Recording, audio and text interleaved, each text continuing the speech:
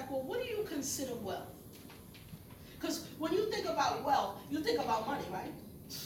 The number of ones, the number of five, the number of 20s, the number of hundreds you have in your pocket, right? But do you understand that wealth is more than that? Yes. Wealth is more than that. Yep. Wealth is health. Yes. Mm-hmm. And you say, how did the enemy store that up? Oh, because there was an inventor, a scientist who invented to cure to something, who thought that he invented it for himself, but he really invented it for you. Amen. Y'all get that? No. Amen. Because it went over everybody's head. No. There's some stuff you need to get that has nothing to do with dollars and cents, because it is the wealth that God intends you to have. That is. That is. Peace of mind. Yes. You know that's wealthy? Yes. Ask anybody who's lost their minds. Yes. Yep.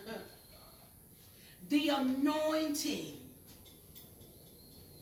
And not so folks could know your name. Right. I have never lived in an era as today where nobody wants to be anointed for being anointed sake. They want to be anointed so that people know them. Yes. Yes. Listen, when I pray for people, you know Catherine Coleman, it was never about her. She was a woman that God had anointed to heal, and people would come to her services by the thousands, and she would pray for them to be healed. And at the end of the night, when people left and they were not healed, she'd cry, and she'd go to God and say, God, cleanse me. Because there must have been something in me that wasn't right, because if it were right in me, everybody would have been healed. Forget the fact that thousands were healed. Your anointing is not really about so people can know your name. Right. It's so that you can be used, and that is wealthy. Yes. Yes. That's wealthy. Yes. Yes. That's wealthy. Go get what God has for you. Refuse to take no. If he said you the nurse, you the nurse. Right. Do whatever you got to do to become the nurse. The little boy said, everybody else had passed, and I didn't pass, but then I passed. I said, sometimes you got to fight to get what you want. And you got to go at it hard. You know what the enemy's going to do? He's going to make you tired. He's going to make you not want to study. He's going to tell you what's not worth it. He's going to tell you you could do something else to make a lot of money too. But what about just doing what God said? Thank you, God. What about that?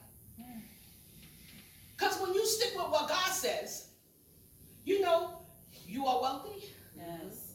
I'm talking houses and land, y'all. Yes. I'm talking about obedience being better than sacrifice. Yes. Wealth.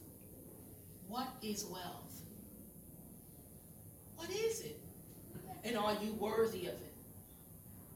The relationship you in, is it wealthy? Is it the thing that God has for you? Or does it tear you down? Do you leave that person thinking, if I wasn't with them, I'd be able to stand and be holy? God.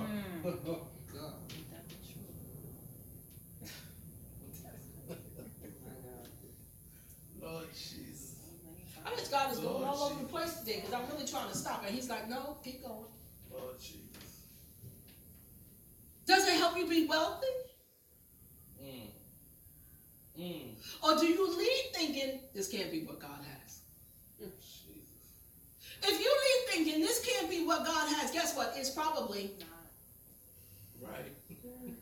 Now, I'm not saying you're not going to argue. Human beings argue. Your thought is different from my thought. My thought is different from your thought. Sometimes we have to reason.